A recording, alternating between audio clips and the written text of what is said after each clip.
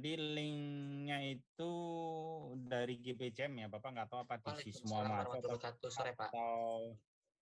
atau PJ-nya saja. Tapi kalau PJ harus PJ tiap kode seksi. Tanya saja sama kelas-kelas yang lain. Tapi tolong diisi.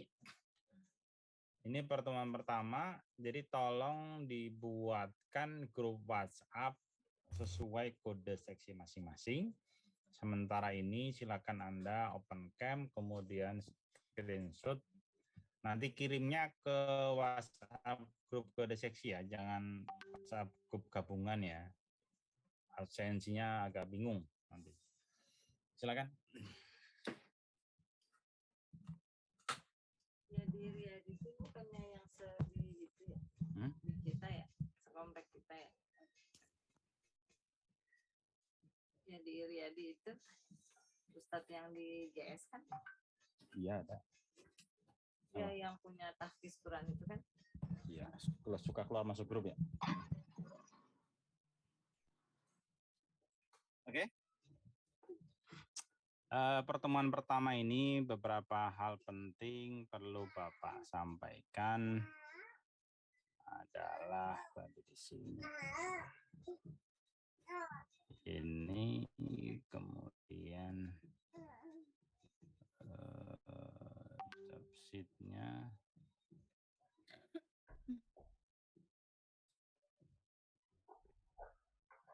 Oh, jadi itu pertemuan itu.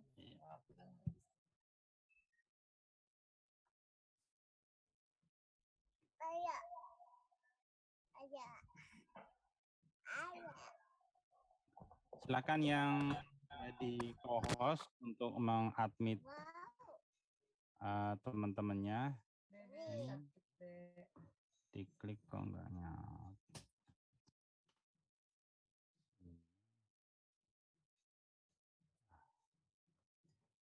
Usul aja dulu.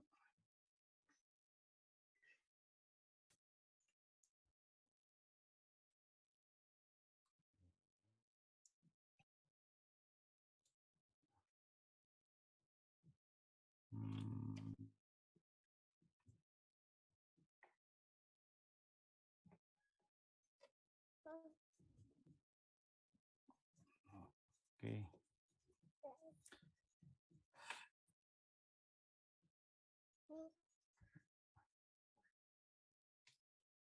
Dasarnya adalah rencana pembelajaran semester. Mata kuliah ini adalah mata kuliah praktikum rangkaian listrik. Satu SKS ya. Satu SKS. Syarat utamanya adalah lulus mata kuliah rangkaian listrik. Ayo, semua lulus atau belum nih? Kalau ada yang nilainya di bawah C atau C minus, tolong dibatalkan. Nah, memang itu aturannya begitu. Ini adalah mata kuliah bersyarat. Lulus, Pak. Nah, pastikan ya. Nah, Bapak sekarang nggak bisa ngecek karena nggak tahu, tapi nanti pada saat input nilai Bapak ngecek kembali. Kalau sudah lihat, maka bisa dipastikan bahwa ini mata kuliah bersyarat bagi yang teorinya tidak lulus dalam arti nilainya di bawah C, maka tidak boleh mengikuti mata kuliah ini. Tuh. Kenapa? Karena mata kuliah praktikum rangkaian listrik ini adalah kelanjutan dari mata kuliah teorinya. Jadi kalau teorinya tidak lulus, maka pasti akan mengalami kesulitan. Kemudian selama satu semester itu apa saja pelaksanaannya?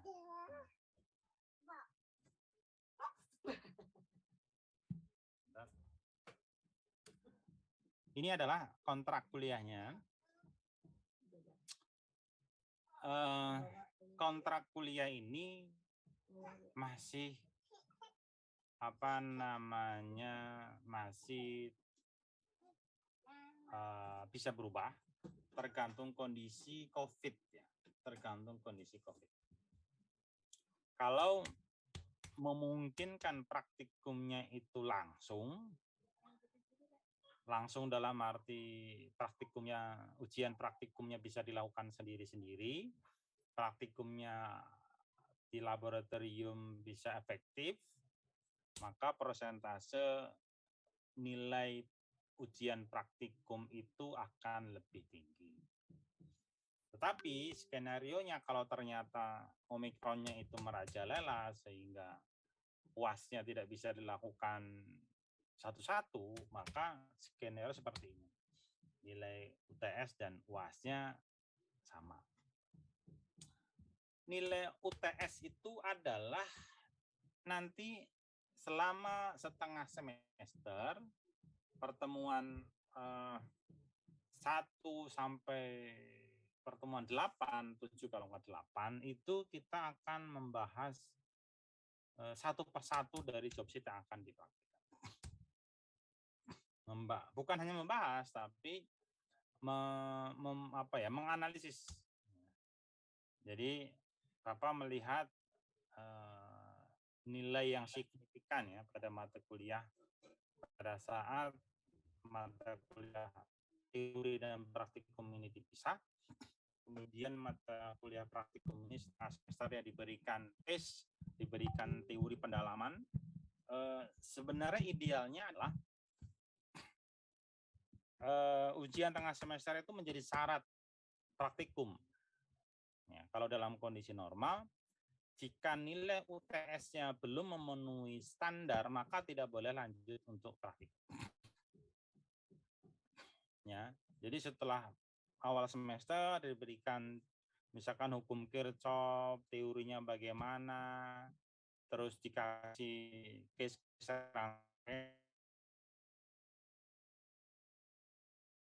suruh hitung superposisi delta sepasus bisa setelah diajarkan, kemudian dites.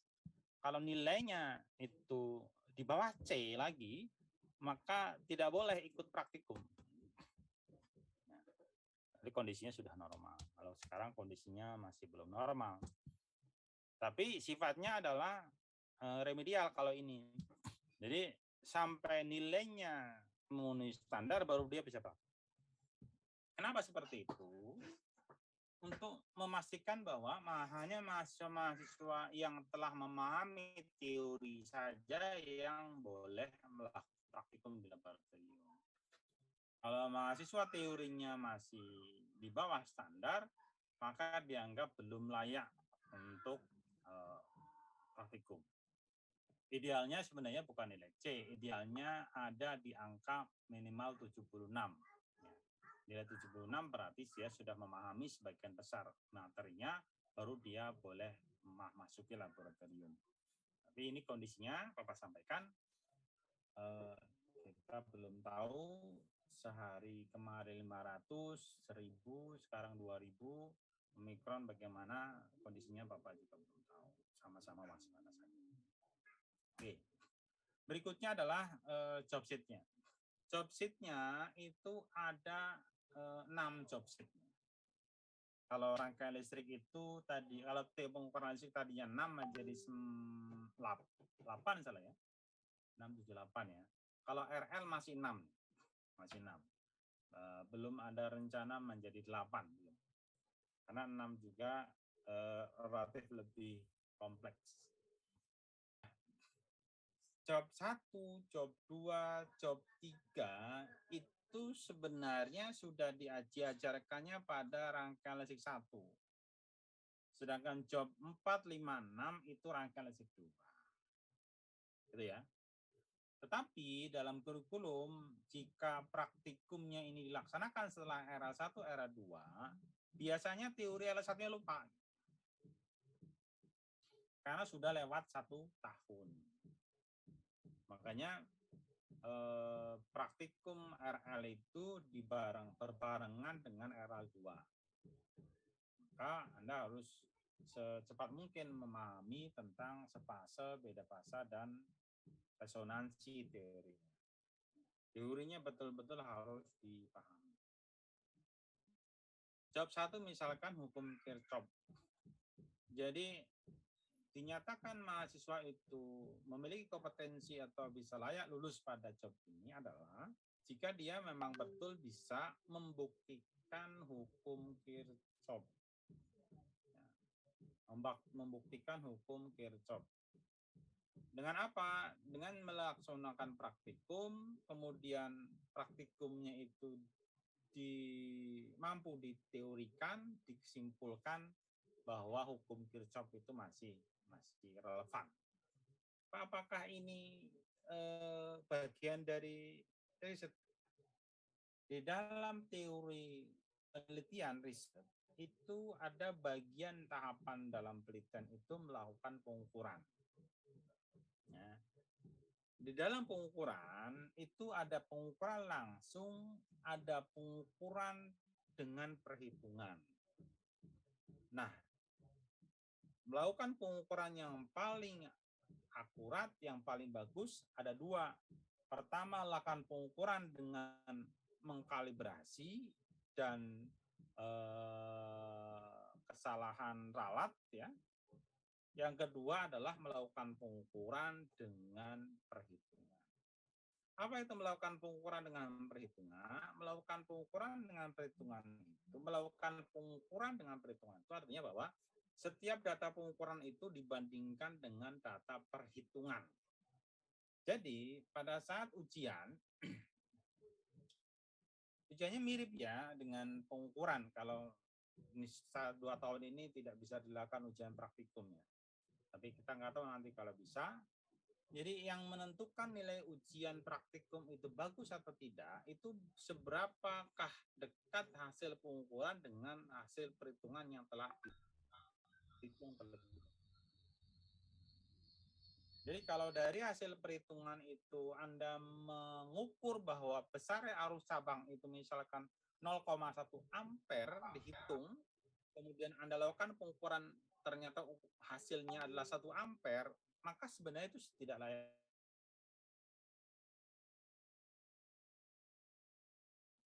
Jadi belum layak. Kenapa? Karena hasil perhitungan yang dia buat tidak sama dengan hasil pengukuran. Lalu di mana letak kesalahannya? Beberapa letak kesalahan pertama adalah kesalahan membaca kode warna kalau menggunakan resistor.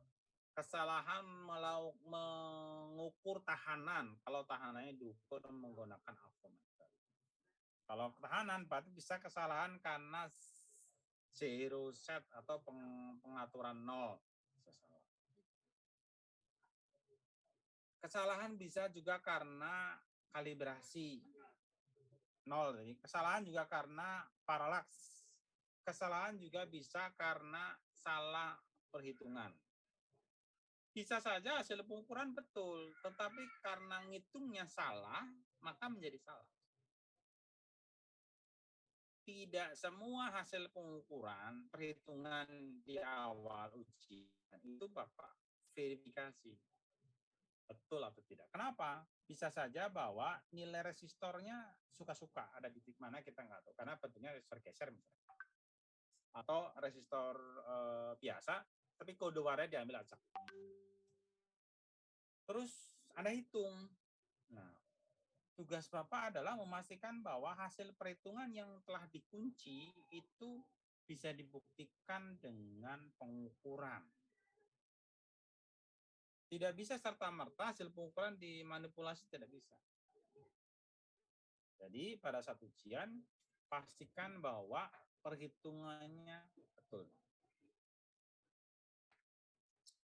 Dari job 1 sampai job 6, yang relatif perhitungannya agak jelimet pertama adalah job ketiga. Yang kedua adalah job kedua.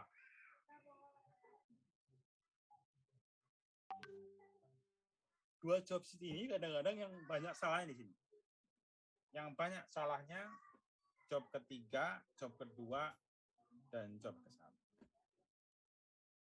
Jadi masing-masing dari Anda harus bisa menguasai ke-6 job.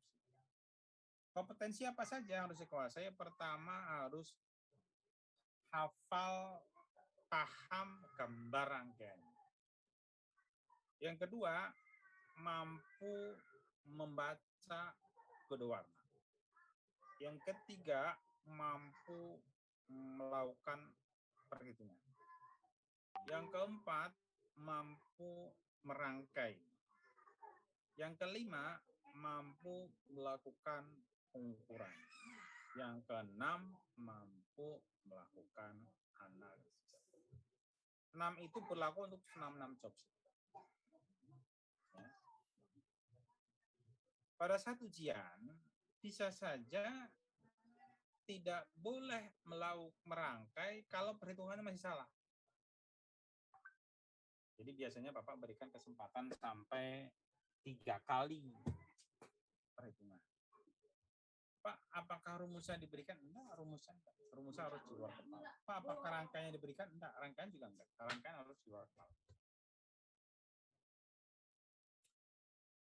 Sampai 3 kali hasil perhitungannya salah, ya sudah keluar. Berarti teorinya tidak mumpuni.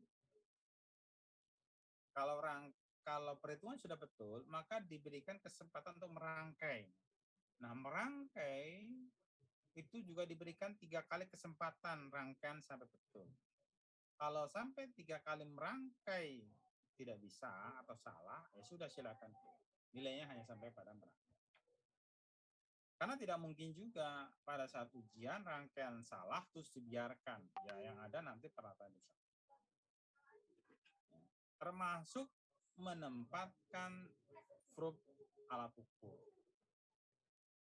Kebanyakan kesalahan mahasiswa adalah, salah satu diantaranya adalah dia tidak bisa menempatkan verb avometer itu yang merah ada di mana, yang hitam ada di mana. Kalau kadang-kadang hitam merah tempelin satu, ya karena saking grogi. Jadi ini adalah ujian mata kuliah praktikum. Dalam kondisi normal, ini Anda diminta untuk memiliki kompetensi per orang, bukan per kelompok. Oke.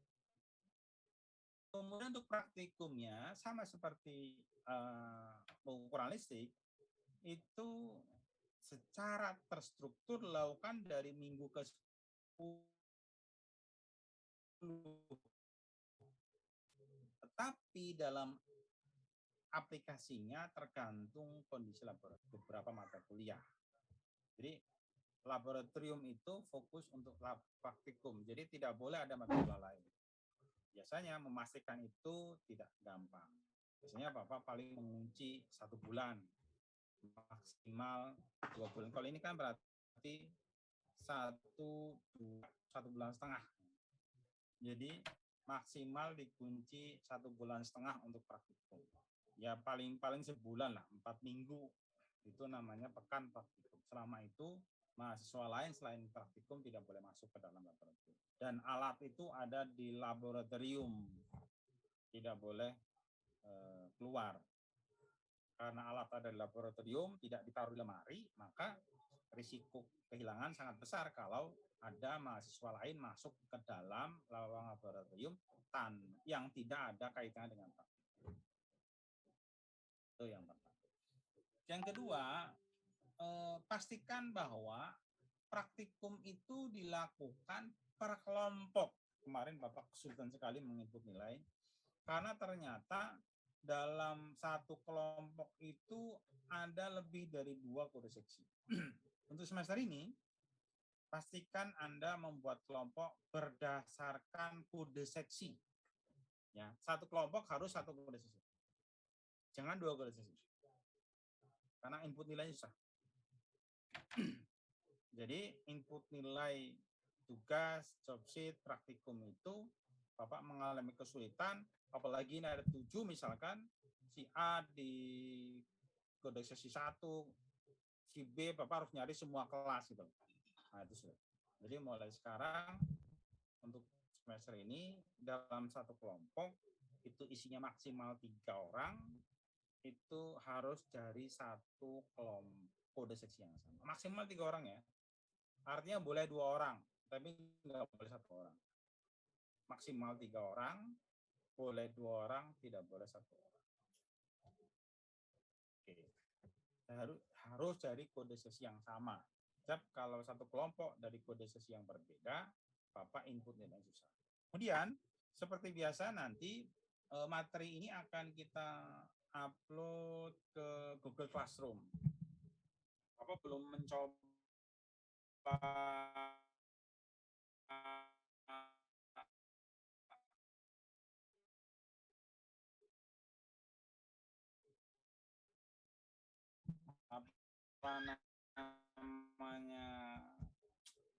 nanti Bapak informasikan. Untuk selama ini kita menggunakan quizzes atau menggunakan Google Form atau juga menggunakan perangkat yang lain. Prinsipnya ada 6 job sheet. Job sheet pertama adalah tentang hukum Kirchhoff. Anda diminta memahami hukum Kirchhoff 1, hukum Kirchhoff 2. Yang kedua adalah superposisi, bagaimana menghitung dan menentukan besaran arus cabang pada superposisi. Yang ketiga adalah star delta. Star delta, bintang segitiga, ada rangkaian bintang, ada rangkaian segitiga. Di dalam rangkaian listrik itu ada kalanya sebuah rangkaian itu terhubung dengan segitiga.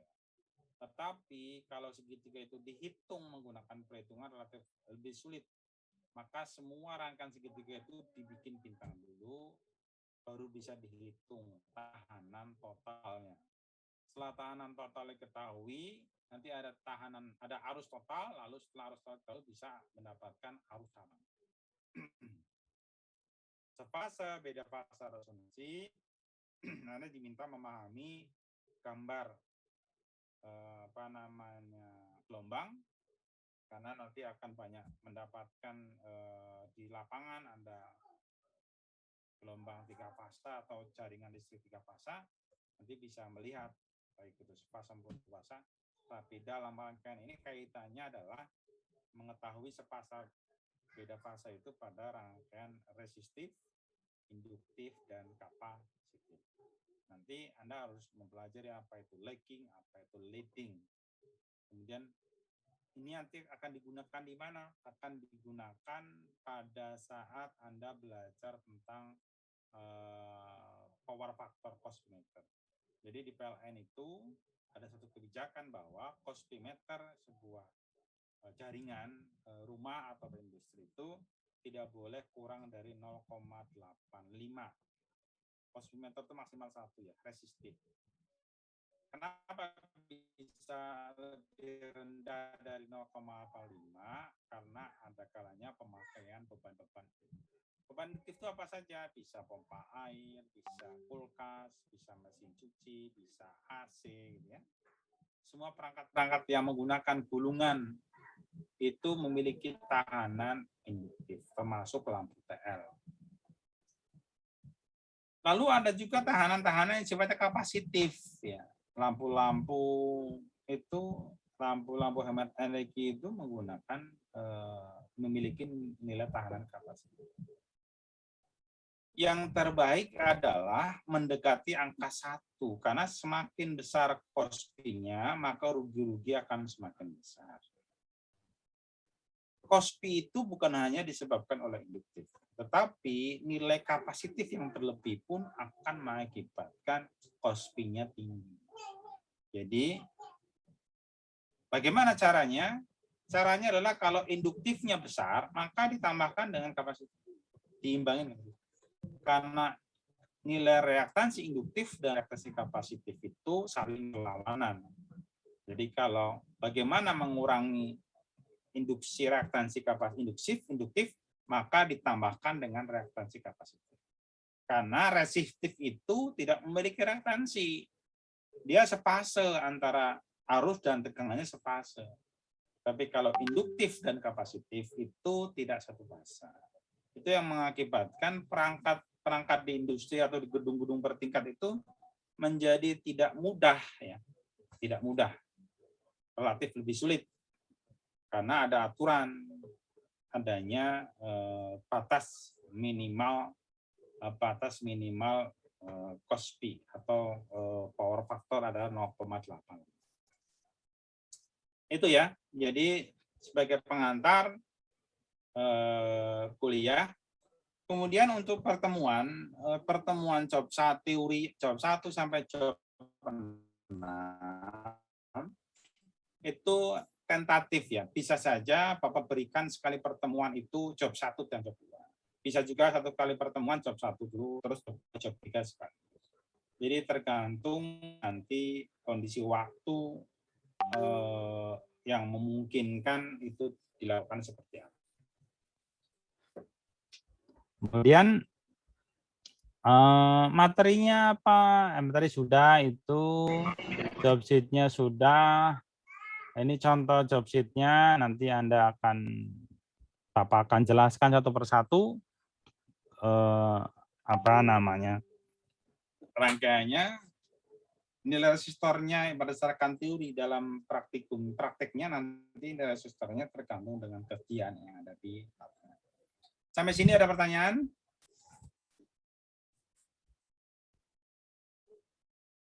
Ini ada 60 ya, kalau tidak salah ada 67 mahasiswa.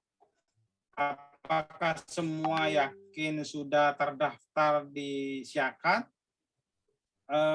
Bapak tidak mengenal istilah nitip nilai ya. Artinya kalau Anda sudah capek-capek 1 semester ini kuliah, kemudian ternyata di Syakat tidak ada namanya, ya anggap saja Anda mendapatkan ilmu, tidak mendapatkan nilai. Dasar itu ya. Jadi pastikan bahwa kalau Anda ingin mendapatkan nilai, maka nama Anda ada di Syakat salah satu kode seksi. Oke. Selain mata kuliah, ada mata kuliah lain yang kuliah dengan Bapak? Apa hanya mata kuliah doang? Saja, Pak. Hanya mata kuliah ini saja, Pak. Oke. Hanya mata kuliah ini saja, Pak. Oke, silakan kalau ada pertanyaan berkaitan dengan kontrak kuliahnya. Kalau tidak ada, karena yang pertama, Bapak cukupkan. PR yang pertama adalah tolong pertama harus ada PJ keseluruhan satu orang. Nah dulu, pertama adalah setiap kode sisi harus ada PJ. Kalau ada 7 maka ada 7 mahasiswa PJ. Kalau bisa bikin grup khusus PJ itu. Nah di antara 7 itu pilih salah satu menjadi koordinator PJ. Apa fungsinya? Fungsinya adalah mengumpulkan laporan, karena laporannya tetap nanti dalam bentuk tertulis dan dalam bentuk video.